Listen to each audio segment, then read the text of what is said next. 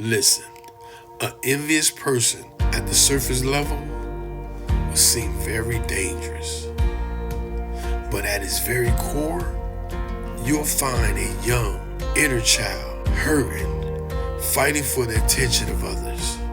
And it doesn't matter what age, race, gender, or religious beliefs, if a heart has been poisoned from the lack of safety and security early in one's childhood, you'll find 20, 30, 40, a 50-year-old child fighting for that same attention.